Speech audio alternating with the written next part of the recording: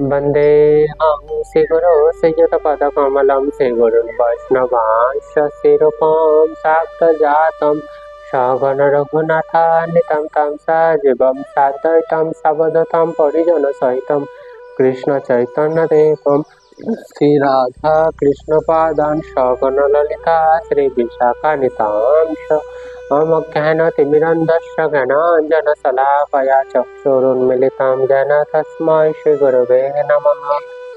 नमः विष्णुपादाय गौराङ्गपृष्ठरूपिणे श्रीभक्तिविबुधाय वैवदानिति नामिने वाञ्छाकल्पतरुभ्यश्च कृपासिन्धुभ्यैव च पतितानां पावनेभ्यो वैष्णवेभ्यो नमो नमः। जय श्री कृष्ण चैतन्य प्रभु नित्यानंद श्री अद्वैत गदाधर शिवासादि गौर भक्त वृंद हरे कृष्ण कृष्ण कृष्ण हरे हरे हरे राम राम राम हरे हरे।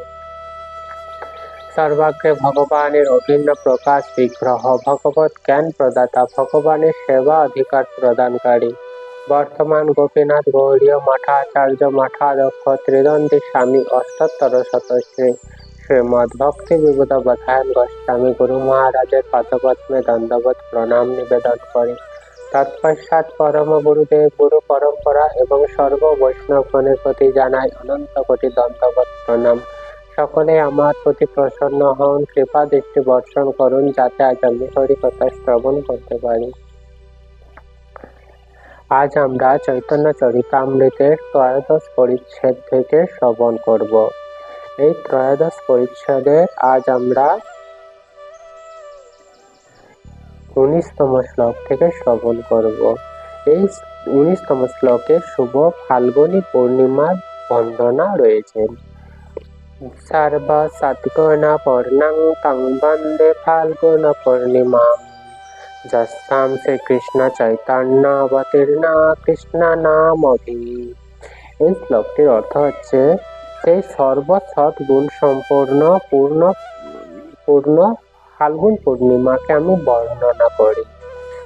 এই ফাল্গুনী পূর্ণিমাকে কেন সর্বগুণ সম্পন্ন বলা হয়েছে? কারণ যে পূর্ণিমায় শ্রীকৃষ্ণ নাম সহিত শ্রীকৃষ্ণ চৈতন্য অবতীর্ণ হয়েছিলেন, যেহেতু চৈতন্য মহাপ্রভু এই ফাল্গুনী তিথিতে আবির্ভূত হয়েছিলেন, তাই এই ফাল্গুনী পূর্ণিমা হচ্ছে অত্যন্ত গুরুত্বপূর্ণ।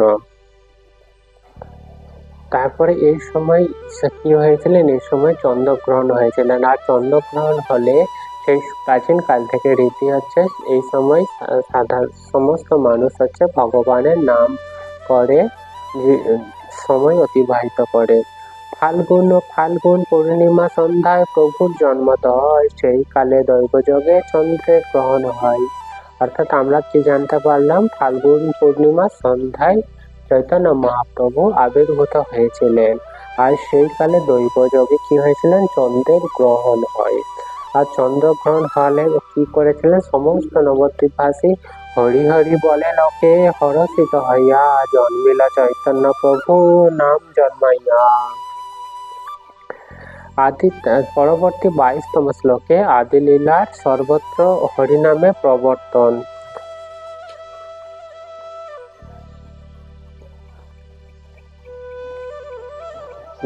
22তম শ্লোকে বলা হয়েছে জন্ম বাল্য পৌগণ্ড কৈশোর যুবকাল হরিনাম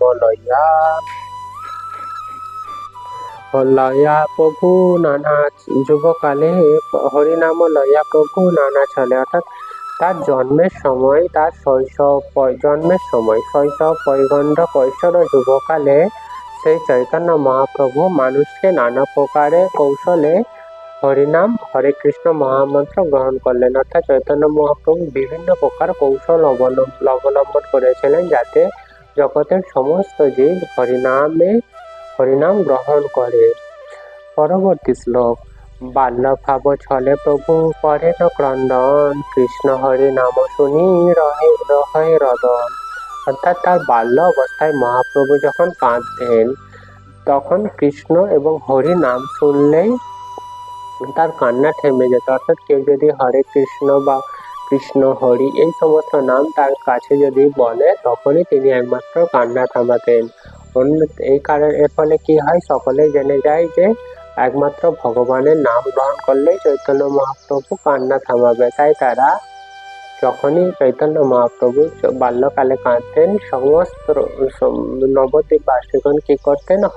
হরি বল, হরে কৃষ্ণ বা ভগবানের নাম গ্রহণ করতেন। এইভাবে সকলকে কি অভ্যাস করালেন? ভগবানের নাম গ্রহণ করানোর অভ্যাস করলেন। অতএব হরি হরি বলে নারীগণ, দেখিতে আসিয়া যে বা সর্ববন্ধুজন। এই শিশু যখন কাঁদতেন তখন তাকে দেখতে এসে বন্ধু ভাবাপন্ন সমস্ত মহিলা হরি হরি বলতেন। গৌর হরি বলি তারে, হাসে সর্বনারী, অতএব হইল তার নাম গৌর হরি। এই মজার ব্যাপার দেখে সমস্ত মহিলারা হাসতেন এবং তাকে গৌর হরি বলে ডাকতেন। আর এইভাবে তার নাম কি হয়ে গেছিল? তার গৌর হরি নাম হয়ে উঠছিল। অর্থাৎ যেই আসতো তাকে গৌর হরি বলে ডাকতেন। শ্লোক সংখ্যা 26। বাল্য বয়স যাবৎ হাতে করি দিল, পৌগণ্ড বয়স যাবৎ বিবাহ না কইল। অর্থাৎ তার হাতে করি পর্যন্ত তার বাল্য বয়স, এবং বাল্য বয়স থেকে তার বিবাহ না করা বয়স পর্যন্তকে বলা হচ্ছে পৌগণ্ড। বিবাহ করিলে কহিল নবীন যৌবন, সর্বত্র লয়াল প্রভু নাম সংকীর্তন। তার বিবাহের পর যৌবনের আরম্ভ, এবং তার যৌবন অবস্থায় তিনি সর্বত্রই সকলকে হরে কৃষ্ণ মহামন্ত্র কীর্তন করলেন। অর্থাৎ বিবাহের পর যখন যৌবন অবস্থা আরম্ভ হয়েছিল, সেই সময় থেকে কি করেছিলেন? সমস্ত মানুষকে যাতে হরে কৃষ্ণ মহামন্ত্র নাম কীর্তন করতে পারে তার সুব্যবস্থা করেছিলেন। এইভাবে তিনি হরে কৃষ্ণ মহামন্ত্র কীর্তন করেন এবং প্রচার করেন। শ্লোক সংখ্যা 28। পৌগণ্ড বয়সে পরাণ শিষ্যগণে, সর্বত্র করেন কৃষ্ণের নাম ব্যাখ্যানে। পৌগণ্ড বয়সে তিনি পড়তেন এবং শিষ্যদেরকেও পড়াতেন। তখন তিনি সর্বত্র শ্রীকৃষ্ণের দিব্য নামের মহিমা ব্যাখ্যা করে থাকেন। সূত্রবৃত্তি 5 টিকা। শ্রীকৃষ্ণতে তাৎপর্য, শিষ্যের প্রতীত হয় প্রভাব আশ্চর্য। চৈতন্য মহাপ্রভু কি করেছিলেন? চৈতন্য মহাপ্রভু যখন তার শিষ্যদের ব্যাকরণ পড়াতেন, তখন তিনি সবকিছুর মধ্য দিয়েই তাদের কাছে কৃষ্ণ নামের ব্যাখ্যা করাতেন। অর্থাৎ যা কিছু ব্যাকরণ আমরা পড়ে জানি, সমস্ত ব্যাকরণ অর্থাৎ জগতে যা কিছু আছে সবই ভগবানের থেকে সৃষ্টি। তাই ব্যাকরণ জিনিস তিনি যখন পড়াতেন, ব্যাকরণের মাধ্যমেও ভগবানের নাম সহকারে পড়াতেন, এবং পড়ার সমস্ত বিষয় ছিল কৃষ্ণ কেন্দ্রিক। অর্থাৎ যা কিছুই পড়াতেন সবই ভগবান শ্রীকৃষ্ণকে কেন্দ্র করে। আর তার শিষ্যরা অনায়াসে তা বুঝতে পারতেন, এবং তিনি তার ভাষ্য ছিল কি অত্যন্ত সহজ সরল। সমস্ত শিষ্যই অতি সহজে বুঝতেন এবং কি করতেন, এইভাবে তার প্রভাব ছিল আশ্চর্যজনক। যারে দেখে তারে কহে কহ কৃষ্ণ নাম, কৃষ্ণ নামে ভাসাইল নবদ্বীপ গাম। চৈতন্য মহাপ্রভু ছাত্র অবস্থায় যাকেই দেখতেন তাকে কৃষ্ণ নাম করতে বলতেন। এইভাবে তিনি কৃষ্ণ নামে সারা নবদ্বীপ নগরকে প্লাবিত করে থাকেন। তাহলে বর্তমানে আমরা যে নবদ্বীপ ধাম, এই পূর্ণ নবদ্বীপ ধাম বলা হয়, তা পূর্ণ নবদ্বীপের একটি মাত্র অংশ। অর্থাৎ যে নবদ্বীপের এইদিকে পার্টি হচ্ছে কি 9টি যে দ্বীপ, তার একটি অংশ মাত্র। নবদ্বীপ মানে হচ্ছে কি 9টি দ্বীপ।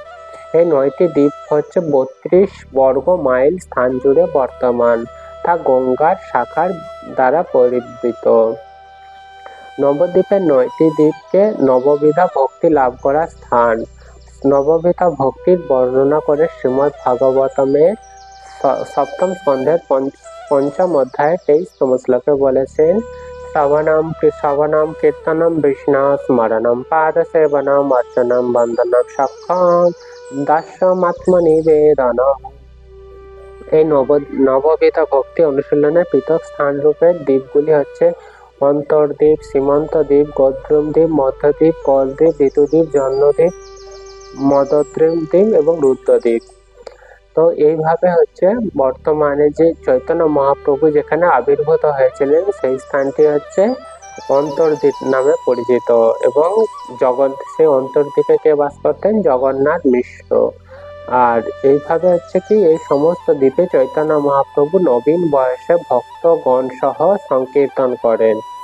এইভাবে তিনি কৃষ্ণ প্রেমের বন্যায় সমস্ত নবদ্বীপকে প্লাবিত করেছিল। এখন আজ এই পর্যন্তই। পরবর্তী দিন আমরা পরবর্তী শ্লোক থেকে শ্রবণ করব। হরে কৃষ্ণ, হরি বল। হরি হরায় নম, কৃষ্ণ যাদবায় নম, যাদবায় মাধবায় কেশবায় নম, গোপাল গোবিন্দ রাম শ্রী মধুসূদন, গিরিধারী গোপীনাথ মদন মোহন, শ্রী চৈতন্য নিত্যানন্দ শ্রী অদ্বৈত সীতা, হরি গুরু বৈষ্ণব ভাগবত গীতা, শ্রী রূপ সনাতন ভট্ট রঘুনাথ, শ্রী জীব গোপাল ভট্ট দাস রঘুনাথ, এই ছয় গোসাইয়ের করি চরণ বন্দন, যাহা হইতে বিঘ্ন নাশ অভীষ্ট পূরণ।